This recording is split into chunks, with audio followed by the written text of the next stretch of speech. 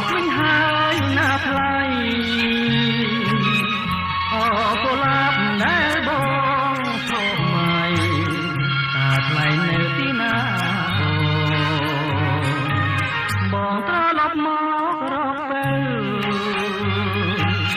10ឆ្នាំអត់ទៅហើយស្នួន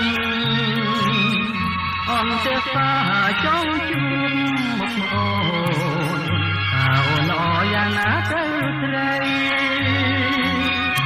បងលឺតែគេប្រាប់ថាស្រស់ជីវ៉ាអូនអនបីអូននេះល្អជាផ្កាចំទៅជំរាបពីថ្លៃ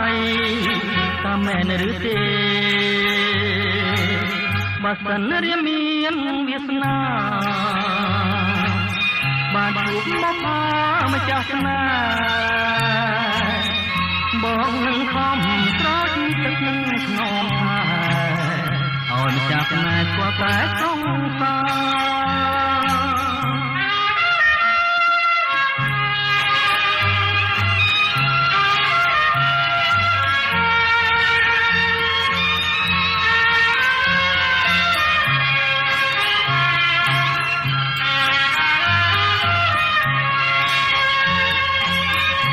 បងលឺតែគេប្រាប់ថាស្រស់ជីវ៉ាអូនអនបីអូននេះល្អជាផ្កាចំស្រីជំរាបពីថ្លៃតាមមែនឬទេ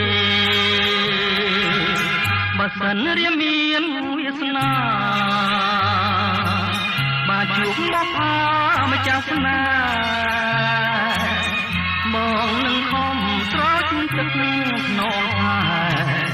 ឲ្យម្ចាស់ស្នេហ៍ស្គាល់តែសងសា